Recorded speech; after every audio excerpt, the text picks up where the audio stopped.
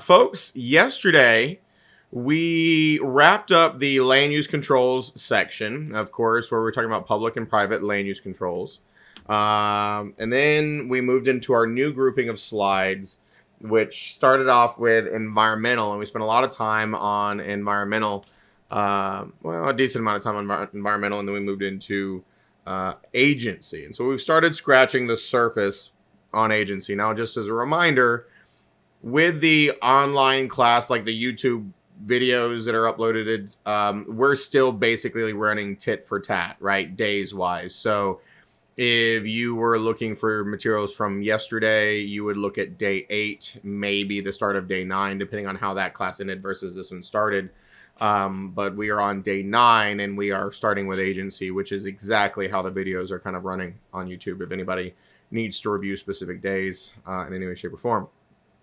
So let me just ask you a couple of things to recap, a little bit of stuff we covered yesterday.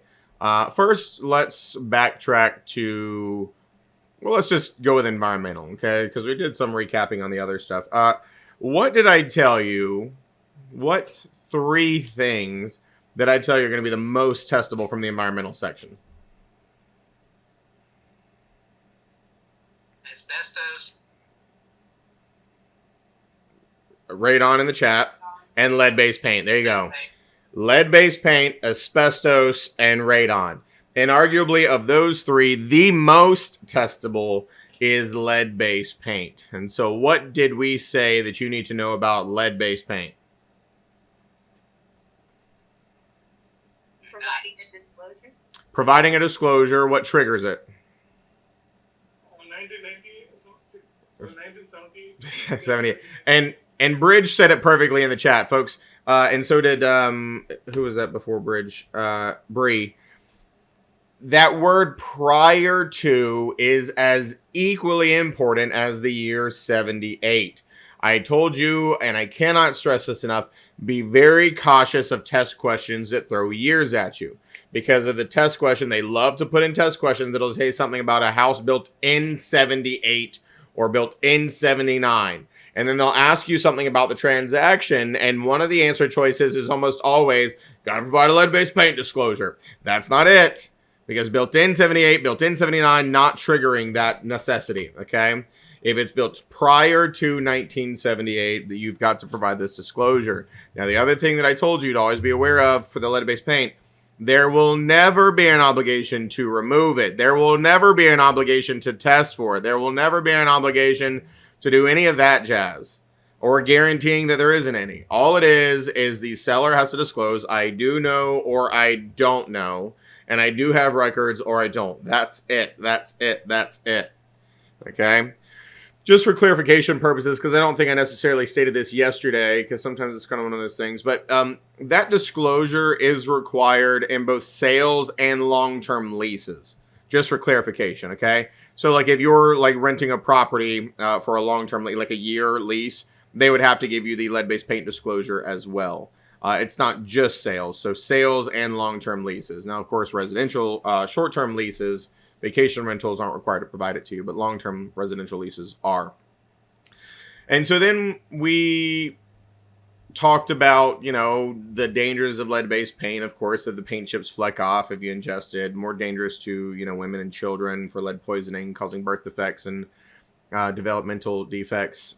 But being around lead isn't necessarily dangerous unless you get, you know, ingested or exposed to it in that respect. And of course, we talked about that EPA pamphlet about lead in your home.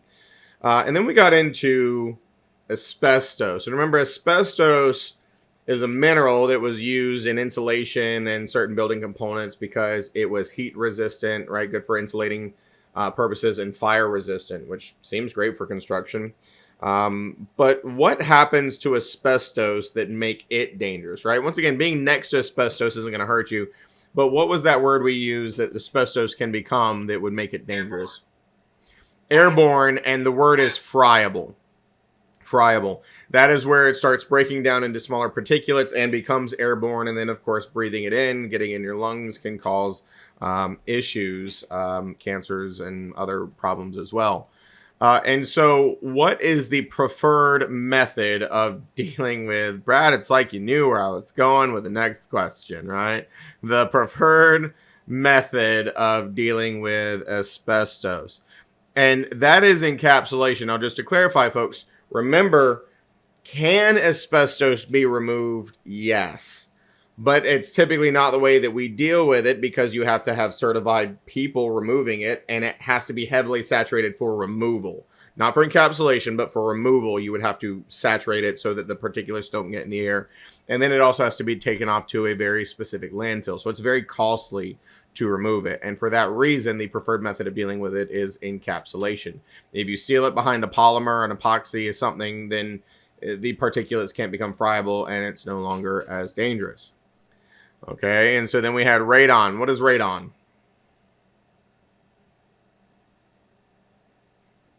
Gas. It sure is. What kind of gas? There you go.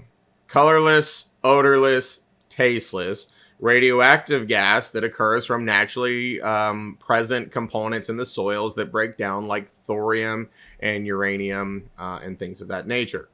And I've got a bad one. Well, you're not wrong, James. You're not wrong.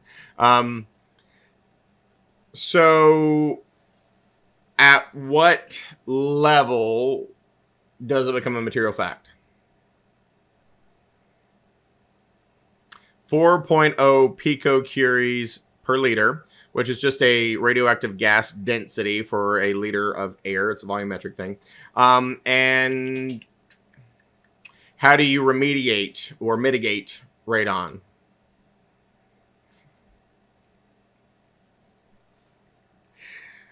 I just find it hysterical that y'all have all caught on to like the quizzing sessions that go off, and you're like, I know what question's next, Seth. You've got this rhythm, like you just kind of know. James says, open these windows. No, not open the windows. That is not an acceptable answer. That is not sufficient ventilation. It's actually a mitigation system that creates vents and reduces the pressure below. So, of course, does lead-based paint or year of construction disqualify a property from being is? Sorry, Bill, I'm getting tripped up here. Does lead-based paint or year of construction disqualify a property from being a Section 8 rental? I honestly don't know the answer. I don't want to say something like I wouldn't think so, but I honestly don't know the answer off the top of my head. Now, of course, for the sake of this class, that's not going to be a concern for this class in any way, shape, or form. Also, I just want to point out something that I'm having I think maybe it's because I was up so early and I taught so early, and I'm just reading the chat, and y'all are putting so much in the chat, and so I'm not looking at your faces. And I kept reading the name James, and I'm thinking to myself, I'm like, who the hell is James? But I didn't want to admit that I didn't know who James was. I'm like, we don't have a James in this class. I'm trying to picture of James. Yes, Brooks. I'm awake now, and that's where I'm like, I didn't want to blatantly say, did I let somebody in here who's not supposed to be in here? But I was having this moment of, who the hell is James?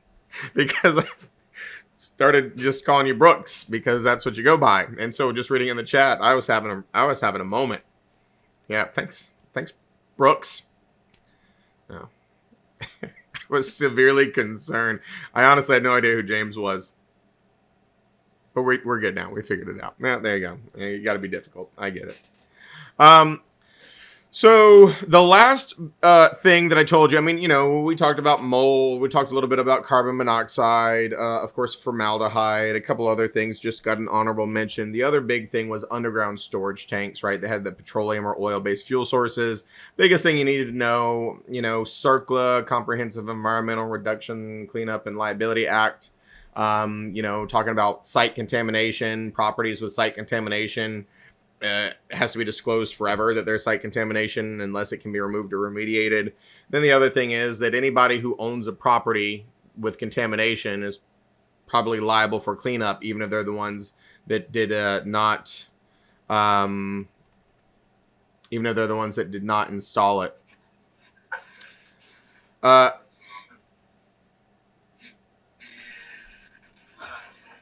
I'm going to mute you, Genesis, because that was giving me a complex. Sergio, I will have you know, I have had absolutely nothing enjoyable to drink in any way, shape, or form. I have just had a very long day. So if you're talking about me, nothing in my cup yet. Lord, I need it. Folks, like I said, I was up at 6 o'clock in the morning to drive to Raleigh to teach a class. So if that puts some spin on the day, so whatever. So yeah, that was the biggest environmental things. And then we got into agency, and we've just scratched the surface, but y'all have already started doing exceptionally well with understanding what I've taught you thus far. So what do we call the person who hires us as their agent?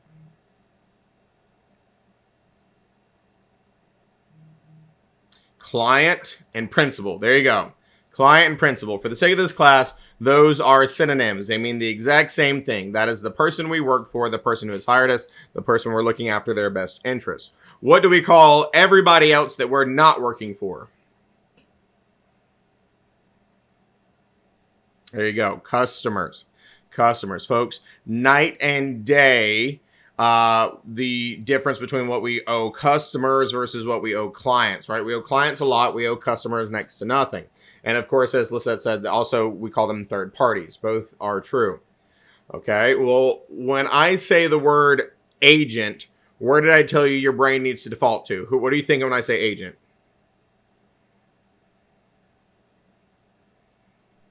My God, the amount of stuff y'all are learning. This is amazing. Makes my heart happy. Okay. Last thing before we jump back into where we left off. There are different levels of authority that you can have as somebody's agent. What were they? Universal, general, and special. Universal, general, and special. I can't tell you how often I ask these questions and we were like, did we talk about that? Did you change that? And here y'all are just getting it all. Tell me about universal agency. They have the full power to act on behalf of the person. There you go. Full power to act on behalf of the person. They can pull the plug. They can open bank accounts in their name. They can close bank accounts. They can run their business. They can do everything on behalf of the person. Not a level of power we typically need in real estate. We said like a general or unlimited power of attorney would be an example of that. Okay, tell me about general agency. And it doesn't have to be Ashley. It can be anybody.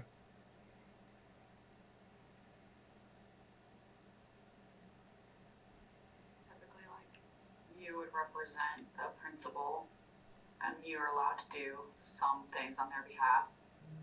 I only think property management. What was the last thing you said? Property management. Like property management, yes. Yeah. General agency is you have been given very specific permissions to bind them to certain things, right? You can't do anything and everything on their behalf, but you can do very specific things and bind them to them. Property management is a prime example because in a property management agreement, you are typically given the authority to bind them to lease agreements or to order repairs on their behalf without having to go and consult them. But you're not allowed to reinvest their profits. You're not allowed to sell the properties. So it's not full power. It's very limited. What was the other example that I gave you of when you might be acting as a general agent in the real estate world?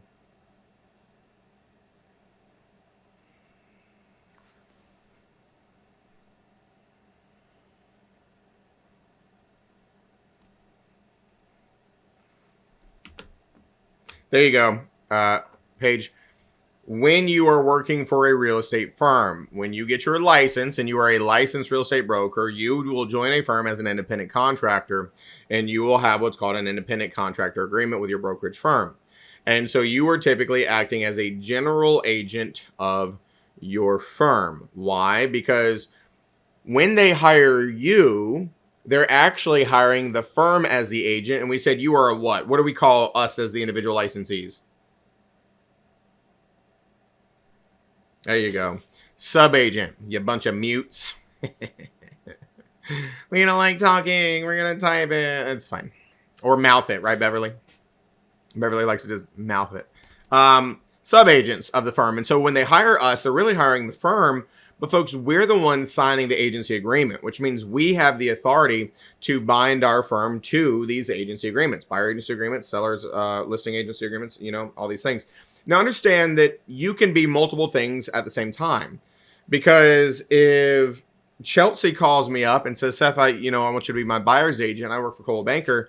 She's really hiring Coldwell Banker, but I'm the one who's going to sign the buyer agency agreement because I am a general agent of Coldwell Banker. But in Chelsea and I's relationship, I am a special agent. There's that last one.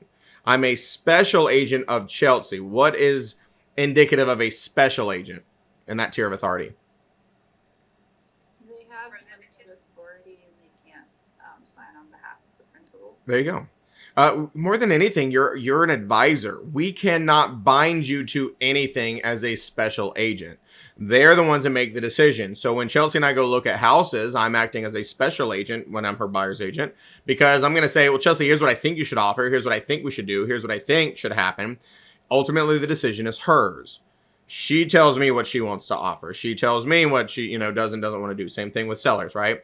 It sounds great. Special agent sounds kind of like, oh, special agent. It's lame, right? You are an advisor. You have no authority to force them into anything. So those were our kind of tiers of authority. And so then we left off on this slide right here. So this is where we're going to pick up today, which was when we started talking about the creation of agency. Now, folks, I asked you some very just matter-of-fact questions yesterday, and I know it seems trivial or silly because y'all got it so well, but I can't tell you how impressed I was, because when I asked those questions, I'm telling you that students get these wrong a lot. There's something about these, because they're different. They're not things that you deal with day in and day out, that students have some issues here. And so I'm not going to formally teach you these agreements yet. That's the next section, right? The next section is where we're going to get to the agreements. But I must impress upon you that it is very important to always be thinking about the parties, right? So in a listing agreement, you told me the parties to that listing agreement is the seller and the firm, which is the agent. True story. The parties to a buyer agency agreement are the buyer and the firm, which is the agent. That's true. Dual agency we're going to get into later, because a lot of people get really confused on dual, and they also get really excited on dual, but then when we get there, they don't like it. But we'll get there. And then, of course, property management agreement. We said the parties were the property owner and the property manager, right? The landlord and the property manager who's managing it. Now, folks, let me ask you this.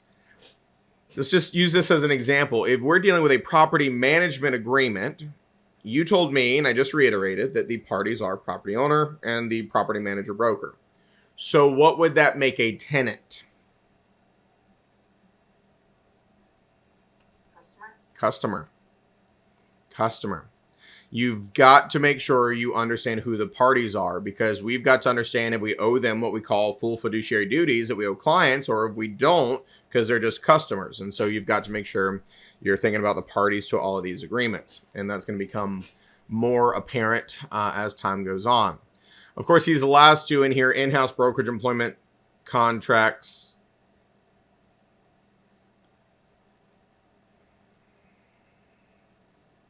We've had this conversation before, Synthel. My brain doesn't work like that. I don't know what I just said, okay? I just know this stuff, so I just teach this stuff. Hold on.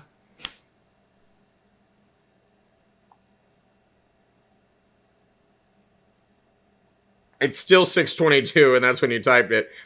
You're talking about how I said you've got to understand the parties to these agreements. And so I said a property management agreement is between the property owner and the property manager broker, which makes a tenant a customer.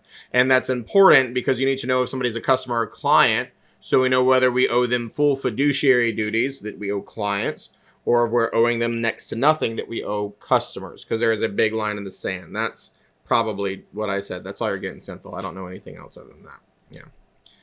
I'll send you the recording. You can find it. Yeah. So these last two here, in-house brokerage employment contracts. That's that independent contractors agreement I was just talking about. And then, of course, cooperation agreements. It's just an agreement to cooperate between brokers, typically involving compensation. Now, that's kind of the thing that's been turned upside down and inside out with some of the NAR things, if you will. But as I said, nothing, and I mean nothing, that is being discussed from the NAR settlement in the real estate brokerage world, if you've seen it or you know anything about it, is going to be on the test. And so for all intents and purposes, for pre-licensing, pretend it doesn't exist, okay? I'll give you one caveat to that later.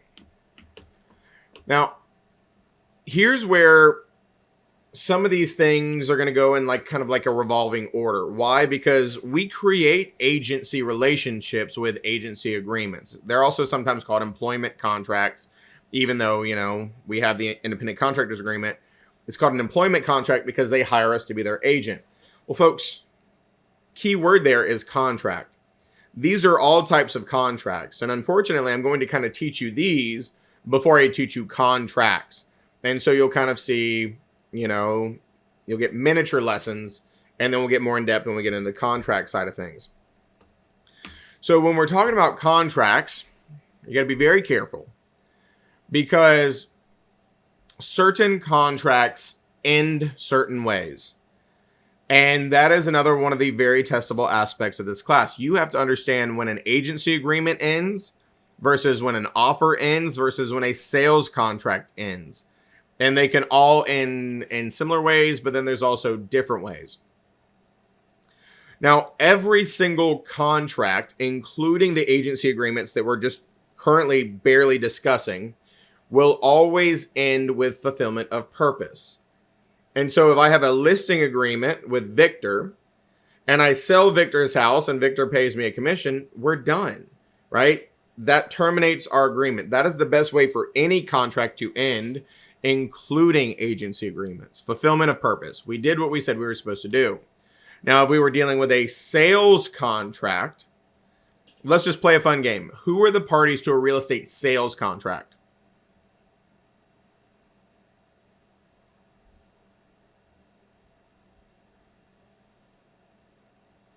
Buyer and the seller. Oh, it makes my heart happy. Folks, I'm telling you, there's so many times where students can't grasp this concept. So if we're talking about a sales contract, the parties to that is a buyer and a seller. And of course, sales contracts are in the same way. Buyer wants to buy the seller's house. Seller wants money. When they complete that, that is a donezo agreement as well. So all contracts end with fulfillment of purpose. We did what we said we were going to do. Agency agreements, no difference. Okay? When it's done, it's done. Expiration of terms is another big one, folks. In North Carolina, all of our written agency agreements have to have a definite expiration date. So, for instance, let's go back to Victor. Victor and I sign a listing agreement, and I say our listing agreement is for 6 months. Well, folks, let's say that for some reason or another, I can't sell Victor's house in 6 months. When that date hits, our agreement dies. It's dead. Now, I want you to think about this. If Victor and I have a listing agreement for 6 months, during that 6 months, Victor is my what? What would you call Victor to me?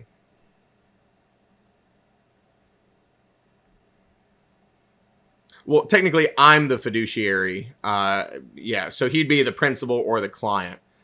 And so if that 6 month hits and our expiration date comes around and it kills our agreement, what do you think Victor turns back into? A customer. There you go. We're only your agent and you're only our client so long as we have this active relationship, which is kind of interesting considering we are a referral-based business and we keep up with people as long as we can to continue to get business. But you still turn back into a customer and you have to understand that. Now, other things that could end, folks, and this is where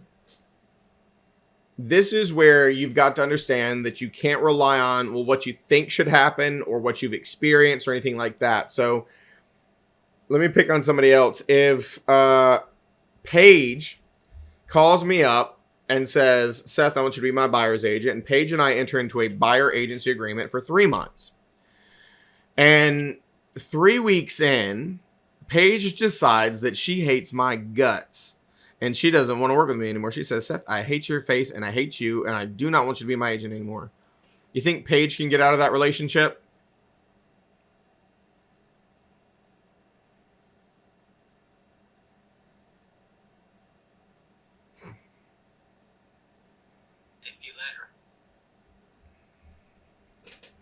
Well, I'm not a nice guy. Maybe I don't want to let Paige out of the relationship.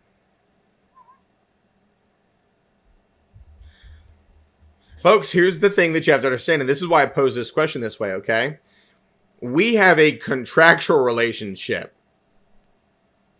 This is not like we went on a date and Paige is like, ew, gross. And like, goes, like she could do that, right? But like, this is a contractual relationship. So can Paige just get out of it? The answer is no. Absolutely not. She has signed a contract and she is bound by the contract. You have to understand this. And this is why I'm telling you, I don't care whether you like it or not. You know why you don't like it? You're the consumer right now. One of these days, you're going to be on the other side and you're going to be the agent. And so when you sign an agency relationship and you sign an agreement, we've got a contractual relationship. So if Paige says, I don't like you and I want out, I can say tough cookies and I can keep her in that relationship. But as one of you pointed out, if I allow her to get out of it, in other words, we mutually agree to end our relationship, that's fine. But mutual agreement is very different than one person wants out. And so I'll be honest with you. In the real world, I have a policy that if you don't want to work with me, I don't want to work with you. Okay? Don't let the door hit you where the dog should have bit you. You hear what I'm saying? Get on out of here. Now, Paige looks like a nice person. I don't think she'd be that mean to me, but maybe. Bill says, can you accept a fee to terminate? Potentially. You could. But legally, you have to understand from a test question, can they just get out because they want to? No. But mutual agreement, which is voluntary, that means both parties elect to do it, will yet again kill every contract out there. Beverly says, what if the agent wants to terminate? Same thing, technically, right? We're not really allowed to just terminate for no reason, although what happens more often than not, depending on, well, let me explain the next one and then I'll circle back around to that. Because what could allow you to get out of a contract is what we call breach by a party. So Paige decided she didn't like my face, so she wanted to get out of it. Well, I didn't breach anything, meaning I didn't do anything wrong. It's just my face. I was born with it. I can't help it. Okay, so I didn't do anything wrong. But if somebody does not adhere to the agreement, that is what you call a breach. And when somebody breaches, it can allow the non-breaching party to get out. So in other words, on the agency agreement, it says to Paige, right, I'm going to do certain things to help you find a house. I'm going to show you houses. I'm going to recommend things. And if I'm not doing anything, I'm not finding her houses, I'm never taking her for showings, she could argue I'm in breach and then she could get out of it. And so to Beverly's point, if a buyer is not performing, not doing what they said they were going to do, we could fire them by stating they're in breach of contract. But we can't fire them if they're being compliant and doing everything. But we could say, well, maybe you want to work with somebody else who may be a better fit for you. So and yet again, Beverly, do agents fire clients all the time? Yes. But technically we're not supposed to without a just reason. But it's kind of like one of those double standards. They don't know that and we do. So we're like, you're fired. But they can't fire us. What you got, Janet? So something like this happened to me when I was looking for a house. I was talking to different agents, but I never signed no contract with no one, you know. Mm-hmm. So I was trying to figure out which one would do the best job for us to look for a house. So I was talking to this one, and then with a friend of my husband recommended this other agent. So we decided to go with her when this agent thought I was going to go with him. He got so mad that he said that he was going to take me to court because I had to pay his days for him to be, you know, talking to me about the houses and all this stuff. So, and he got real mad and he said that that was against the law. It was not. We never signed no contract. Now, here's the thing. That's the key piece right there. And so for clarification purposes, at the time that you're discussing, right? And by the way, I'm going to say this again and again and again. Legally, and for your test, oral buyer agency agreements are still legal in North Carolina. It's just that the vast majority of brokers out there are also realtors, which means they can't do them, but you do not need to worry about that for your test. So no matter what you've heard, ignore that crap. Oral buyer agency agreements are legal. So going back to that reality with Janet's story, she was probably operating with this agent under an oral buyer agency agreement, albeit probably done incorrectly. But the oral buyer agency agreements are non-exclusive. They cannot bind you to work with them only in any way, shape, or form. So did he have any right to go after you if you didn't sign anything? No. If you had signed something like an exclusive buyer agency agreement, then yeah, he could have gone after you and could have sued you for compensation for breaching your agency contract. But if you didn't sign it, then that's different. Now, the last one here, what you got, Bree?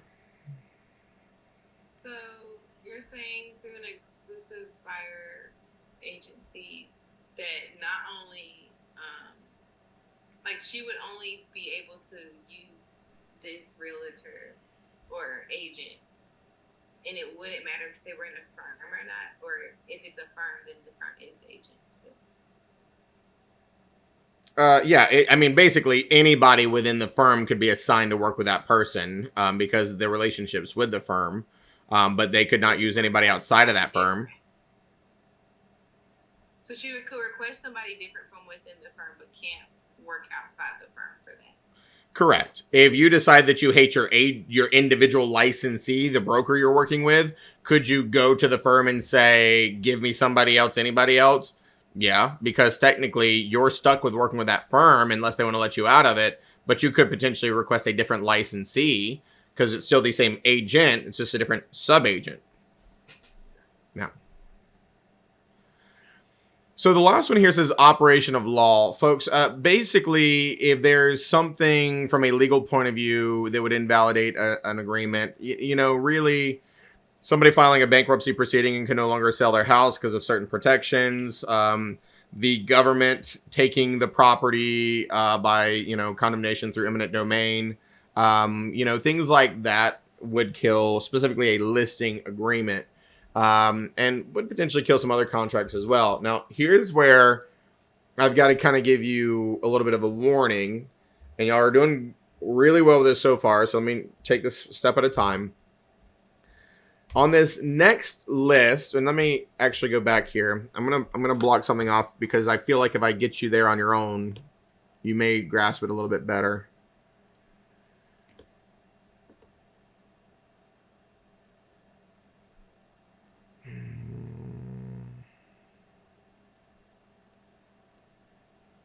See.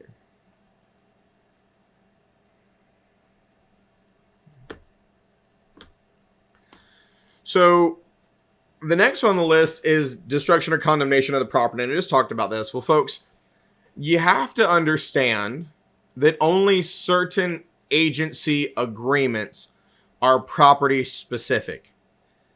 If a seller calls us as brokers and hire us to sell their house, do we know which house we're selling? Yes, we do. They own hopefully, right, Brad? They own a house. I mean, like, unless they've got so many houses, they're like, I haven't decided which one I'm going to sell, right? Just a loaded billionaire investor. I don't know, maybe. But here's the thing. I want you to think about a buyer agency agreement. Do you think that the vast majority of buyers call us knowing exactly which house they want to buy? No. And so I want you to understand the big difference there. The listing agreement is property specific. You're hiring us to sell 123 Main Street, 702 Walnut Street, whatever it may be. So if we have a listing agreement with a seller and the property burns to the ground, our listing agreement is dead because they hired us to sell it and it doesn't exist anymore. Is everybody with me? Conversely, though, if Bridge calls me up and hires me to help him buy a house, and I help Bridge get under contract on 123 Main Street, right? We have a buyer agency agreement. And I get him under contract to buy 123 Main Street, and 123 Main Street burns to the ground. That's not going to kill our buyer agency agreement because it wasn't property specific. Is that going to kill his sales contract? Most likely. But not my buyer agency agreement with Bridge because I can just go find him another house. You agree? You see how that works? Only property-specific agency agreements would die with destruction of the property. Well, folks, of that list that we looked at a little bit ago, is there another property-specific agency agreement that we talked about?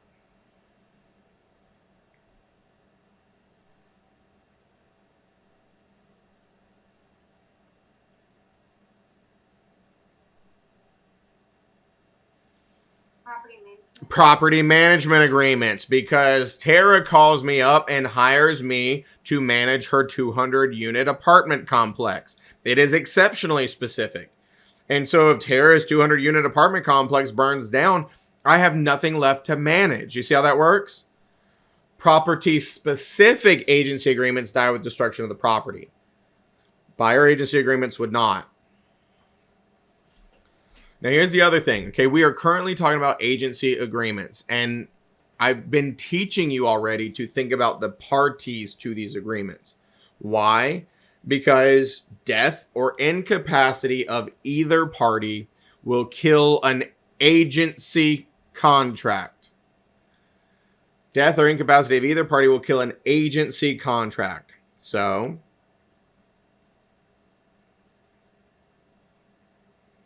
Genesis calls me up and hires me to list her home for sale. And I work for Coldwell Banker. So who is she actually hired? There you go. The firm. Okay. And so Genesis and I have this listing agreement for me to market and sell her house. And in the midst of marketing and selling her house, Genesis walks outside one day just to see what the weather's like. Because, you know, it starts really cold in the morning and gets really hot in the afternoon. She's like, do I need a sweater? Do I not need a sweater? So she walks outside to try to figure out what to wear that day or how many changes of clothes to bring to work. And while she's standing outside on the front porch, she sees something in the sky that kind of catches her attention. And she's like, huh, what is that? It's moving so fast. Oh my God, it's getting bigger, right? And she's just sitting there and she's staring at this thing in the sky. And before you know it, Genesis just got splattered by a meteorite. It's the biggest meteorite that has hit the earth in 25 years. And wouldn't you know it, Genesis just stood there and stared at it. And she is now a Genesis meteorite pancake. Okay, God rest her meteorite soul. Sorry, Genesis, did you dirty like that? Folks, is my listing agreement dead? Yes. The seller, who is a party to this agreement, is dead. Ergo, my listing agreement is dead. Everybody good with that? Let me replay the scenario. Genesis walks outside to see if she needs a sweater or whatnot, and she sees that thing in the sky, and she stares at it. But this time it keeps going. She's like, I wonder what that is. And then she just hears it smash down on the other side of town. And this time it hit me. And she sees on the news later, in other news, local real estate agent and instructor Seth Chauncey was smushed by a meteorite. It was a terrible, terrible tragedy that nobody could have foreseen, right? And she's like, oh my God, my agent is dead. Is my listing agreement dead with Genesis?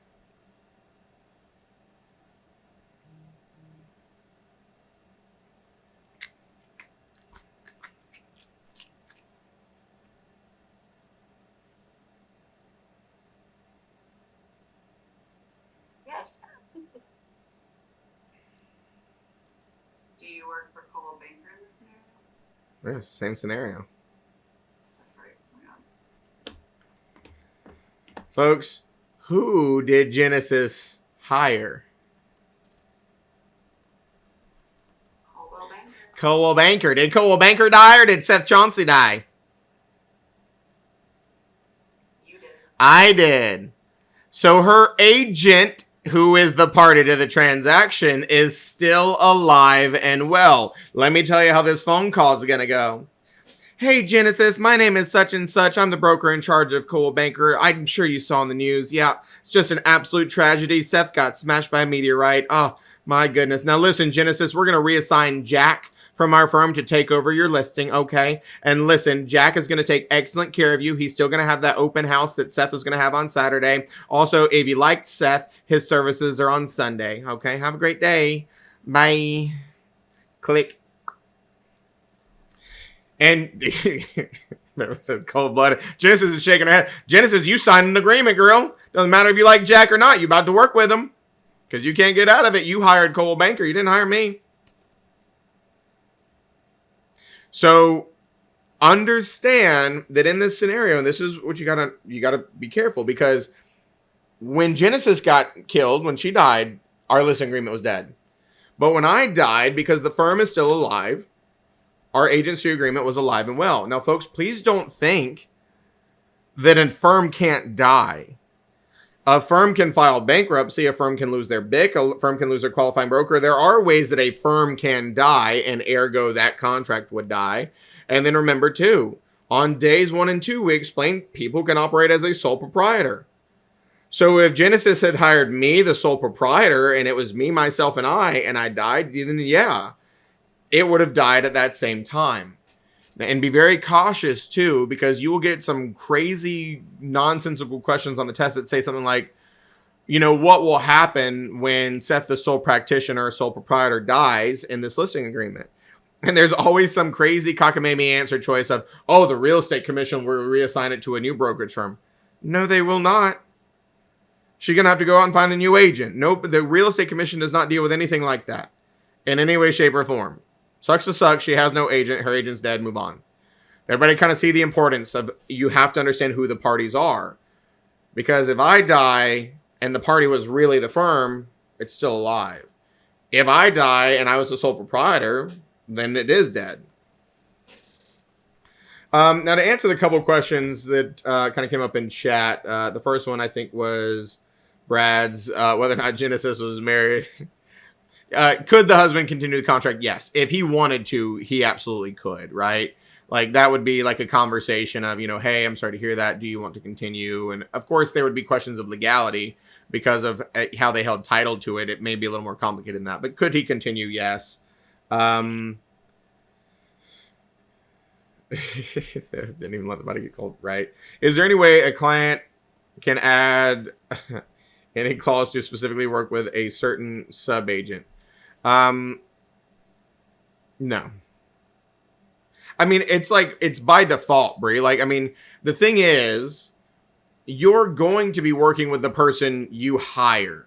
But for the sake of this class, you have to understand you didn't actually hire them. You will not meet, a consumer will not meet the broker in charge under normal circumstances. The consumer will not meet other licensees in your firm. But for the sake of this class, you have to understand that every single sub-agent of the firm is the firm. Because if you don't process it that way, you're going to get the test questions wrong. Is it a real big concern in the real world? Absolutely not. There's textbook and there's real world. Yeah, I was also thinking, like, just in the perspective of, like, is the consumer actually in charge of who they work with or not? Like, if they say they want to work with somebody, can the firm say, like, well, you're actually signed it with the firm and you're going to go with so-and-so? Let me answer this in a two-part way. Most people do not walk into like a Coldwell Banker or Keller Williams and say, give me your best, right? Like, it's not like we'd like line them up and say, just like hand them to, we typically know somebody, have relationships with somebody. And so, you know, Brie, when you get your license and somebody calls you and say, help me buy a house, they're hiring you. But because of the way agency works, you are going to be getting, you know, you're really hiring the firm, legally speaking, but you're the person they're going to work with. Now, here's the double-faceted piece of this. If you work for Coldwell Banker, and I'm a consumer, and I hire you to be my agent, and for whatever reason you decide Coldwell Banker is not it, and you leave and go to Keller Williams, you can't take me with you. Even if I'm already under contract on a house, because I'm not yours legally speaking. Yes, we were working together, but do you see why understanding this relationship is important? The commission isn't going to you. The commission's going to the firm, and the firm gives it to you, shares it with you. It's the firm's clients. If you leave the firm, you cannot take them with you. Even if they picked you, even your own mama, Brie, if you work for Coldwell Banker and you are helping your mama buy a house and you leave Coldwell Banker to go to another firm, your mama is going to finish that transaction with somebody at Coldwell Banker. Wow. That's crazy. It is crazy. But you got to understand it for the test. Now, let me give you a very advanced lesson, but it's also very important, okay? I want you to listen to me. We are talking about agency agreements, which is a very specific type of contract. And certain things, I told you, kill all contracts. Like mutual agreement will kill every type of contract in the world. Fulfillment of purpose will kill every type of contract in the world. But here's a very important note. While death of a party does kill an agency agreement, death of a party does not kill a sales contract.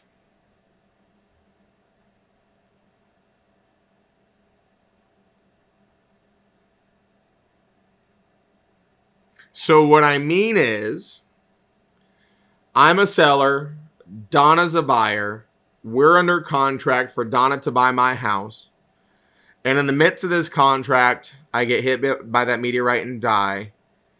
Mine and Donna's sales contract is alive and well. The estate of Seth Chauncey is still obligated to sell that house to Donna Murray. Now also understand that it works both ways. And this is a little bit harder for people to grasp, so we're not going to go down a rabbit hole. I'll teach this more to you later. Even if Donna dies, the estate of Donna is still legally obligated to buy. It's just probably not going to be able to because she doesn't qualify for a loan anymore because she's dead.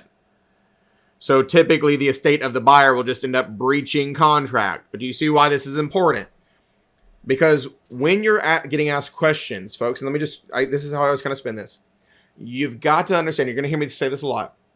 You've got to understand, are they asking you questions on contracts in general? And we have a whole section on contracts coming up down the road. Folks, are we the only industry that uses contracts? No. So you're going to get questions on contracts in general, real estate contracts in general, like agency versus sales contracts. And then sometimes you're going to get questions on exceptionally specific ones, like an exclusive right to sell listing agreement versus a non-exclusive, or a standard Form 2T in North Carolina sales contract, right? They're going to get so specific. So you've got to pay attention to what they're asking you. Are they talking about an agency agreement? Are they talking about contracts in general? Folks, if we're asking you about contracts in general, agency is not the answer. Because agency, did you have to deal with anything about agents whenever you signed a gym membership contract? A phone contract? No. So agency is not part of contracts in general, but it is part of certain contracts. Everybody kind of get what I'm going at here.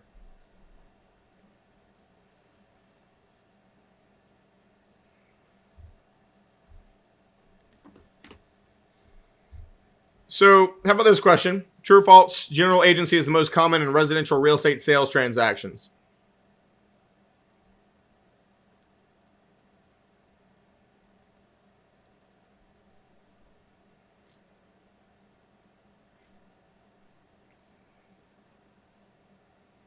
Listen, y'all had a couple right answers. Don't get cocky, okay? Read the question carefully.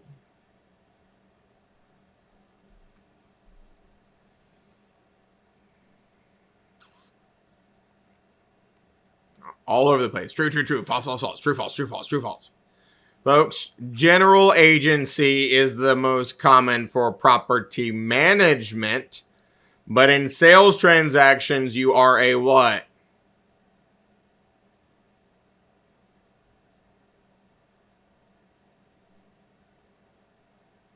I mean, you are that, but talking about the levels of power. There you go. Special. General agency is not the most common in sales transactions. Special agency is the most common in sales transactions. Everybody with me? Got to be careful there.